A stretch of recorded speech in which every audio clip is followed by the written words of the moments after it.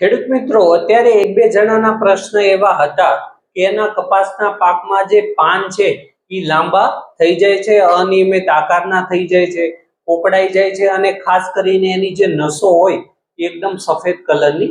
થઈ જતી હોય છે અને જે ભીંડાના પાન હોય એવા આપણા કપાસના પાકના પાંદડા થઈ જતા હોય છે। તો આજના વિડીયોમાં ખેડૂત મિત્રો એ માહિતી લેવાના છીએ કે આ પ્રશ્ન જે છે એ શેના કારણે થાય છે અને એ ના થાય એના માટે આપણે કઈ કઈ બાબતોનું ધ્યાન રાખવું જોઈએ। તો ખેડૂત મિત્રો, વિડીયોને છેલ્લે સુધી જોજો અને જો આપણી ચેનલ પર નવા હોય તો આપણી ચેનલને સબસ્ક્રાઇબ પણ કરી દેજો, જેથી તમને આવીને આવી નવીનતમ માહિતી મળતી રહે।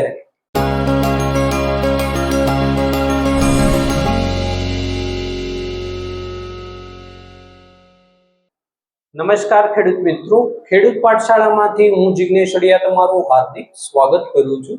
ખેડૂત મિત્રો, આ જે પ્રશ્ન છે એ આપણને જોવામાં એવું લાગે કે જે આ જે પ્રશ્ન છે એ કપાસમાં વાયરસના કારણે આપણને જોવા મળે છે, પણ એવું થતું નથી। આ જે પ્રશ્ન છે કે ભાઈ જે પાન છે એ અનિયમિત આકારના થઈ જાય, લાંબા થઈ જાય, ખાસ કરીને જે કપાસનું પાન હોય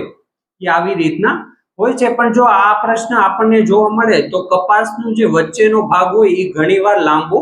થઈ જતો હોય છે અને જે પાન છે એકદમ પોકળાઈ જાય છે। તો ખેડૂત મિત્રો, આ જે પ્રશ્ન છે એ નિંદામણ નાશક દવાની જ્યારે આડઅસર હોય ત્યારે આપણને આ પ્રશ્ન જોવા મળે છે અને ખાસ કરીને આપણે દવાની વાત કરીએ તો જે 2,4-D જે દવા આવે છે એના કારણે આ જ્યારે આપણે આજુબાજુના પાકમાં આ જે 2,4-D નિંદામણનાશક દવા આવે છે એનો જ્યારે આપણે છંટકાવ કરીએ ત્યારે આપણને આ પ્રશ્ન જોવા મળે છે અને આ જે 2,4-D ખેડૂત મિત્રો દવા છે એ ખાસ કરીને આપણે ગોળ પાનના નિયંત્રણ માટે ડાંગર છે,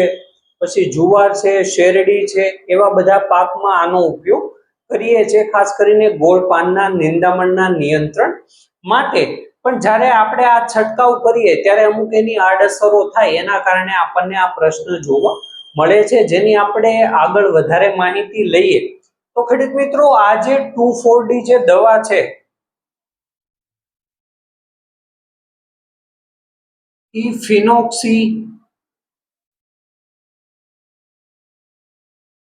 એસિટિક જે આવે છે, જે ફિનોક્સી એસિટિક એસિડ જે ગ્રુપ આવે છે એ ગ્રુપની આ જે 2,4-D દવા છે એ છે આ એક પ્રકારનું કૃત્રિમ ઓક્સિન છે, જે ખેડૂત મિત્રો ઘણીવાર આપણે ઓક્સિનનો છંટકાવ કરતા હોઈએ સારા આપણા વૃદ્ધિ વિકાસ માટે અથવા ફૂલ ખરવાના પ્રશ્ન ન આવે એના માટે આપણે ઘણીવાર ઓક્સિનનો ઉપયોગ કરતા હોઈએ છીએ અને આપણો જે છોડ છે એ પણ પોતાનું ઓક્સિન જાતે જ નિર્માણ કરતો હોય છે અને આ જે આ પ્રકારની જે 2,4-D દવા છે એ બધા એક પ્રકારના કૃત્રિમ જે ઓક્સિન આવે છે એ છે। હવે ખેડૂત મિત્રો, આ કામ કઈ રીતના કરે એ આપણે આગળ માહિતી લઈએ કે ભાઈ આ જે નુકસાન જે આડઅસર થાય છે એ કઈ રીતના થાય છે। હવે પાકમાં જ્યારે આપણે કોઈ પણ પાકમાં નિંદામણનાશક દવાનો આ જે 2,4-D દવા છે એનો જ્યારે છંટકાવ કરીએ ત્યારે એ જે ઉડીને અમુક આપણા જે મુખ્ય પાક હોય, ખાસ કરીને આ દવાની આડઅસર આપણને સોયાબીન છે, કપાસ છે,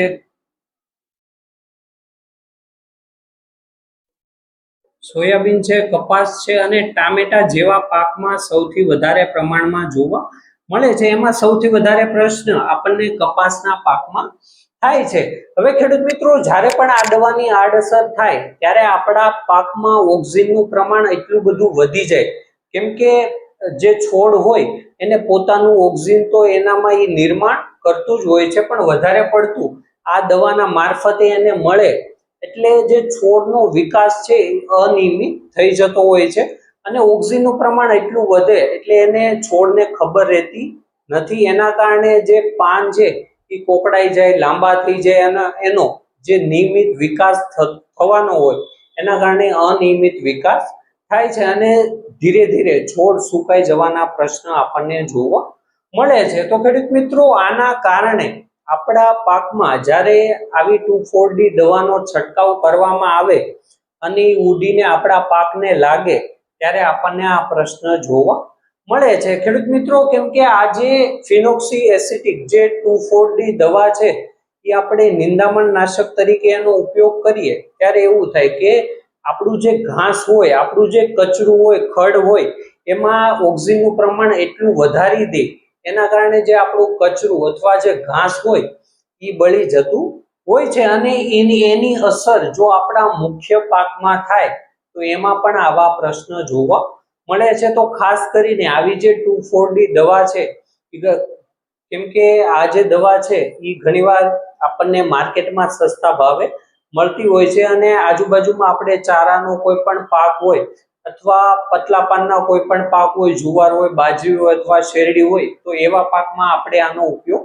કરી દેતા હોઈએ છીએ. પણ બાજુમાં જો કપાસ, સોયાબીન, એવા ટમેટા જેવા જે પાકો છે એમાં ઉડીને પણ જાય તો પણ આપણને આની અસર જોવા મળે છે. તો આવી દવા જે 2,4-D જેવી દવા છે એનો બને ત્યાં સુધી આપણે ઉપયોગ ઓછો કરવો જોઈએ. અને કઈ કઈ બાબતોનું ખેડૂત મિત્રો ધ્યાન રાખવું કે જ્યારે પણ આપણે આવી દવાનો ઉપયોગ કરતા હોઈએ ત્યારે આપણે પછી પંપ વાપરીએ ત્યારે એકદમ સાફ કરીને પંપનો ઉપયોગ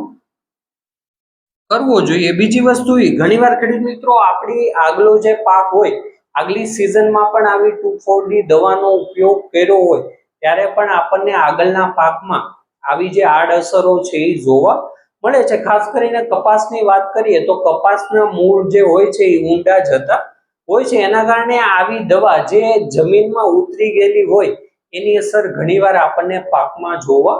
મળે છે. બીજી વસ્તુ એ કે આજુબાજુના ખેતરવાળા પણ જો છંટકાવ કરતા હોય તો પણ આપણને ઘણીવાર આપણા મુખ્ય પાકમાં આની અસર જોવા મળે છે. તો આ બધી જે બાબતો છે એનું આપણે ખાસ ધ્યાન રાખવું જોઈએ જેથી આવી જે આડઅસર થાય એનાથી આપણે બચી શકીએ. આપણે જે ભરૂચમાં એકવાર જે આપણો જેનો પ્લાન્ટ છે એ ફાટી જવાથી આજુબાજુના 15-20 કિલોમીટરમાં આપણને આ પ્રશ્ન 2-3 વર્ષ પહેલા જોવા મળ્યો હતો. તો આ વસ્તુ અને અત્યારે 1-2 ખેડૂત મિત્રોના પણ એવા પ્રશ્ન હતા કે ભાઈ કપાસમાં આપણને આ પ્રમાણે પાન થઈ જાય છે, તો આપણને એવું લાગે કે ભાઈ આ વાયરસનો પ્રશ્ન છે, પણ આવું નથી. આ જે છે પ્રશ્ન છે એ નિંદામણ નાશક દવાની, ખાસ કરીને 2,4-D દવાની આડઅસરના કારણે થાય છે. તો એ વસ્તુનું એ બાબતોનું આપણે ખાસ ધ્યાન રાખવું જોઈએ. જો ખેડૂત મિત્રો વિડીયોમાં માહિતી પસંદ આવી હોય તો આપણા વિડીયોને લાઈક કરો, શેર કરો અને આવી જ ખેતીને લગતી માહિતી માટે આપણી ચેનલને સબસ્ક્રાઇબ કરો. ફરી મળીશું એક નવા વિડીયો સાથે. જય જવાન, જય કિસાન.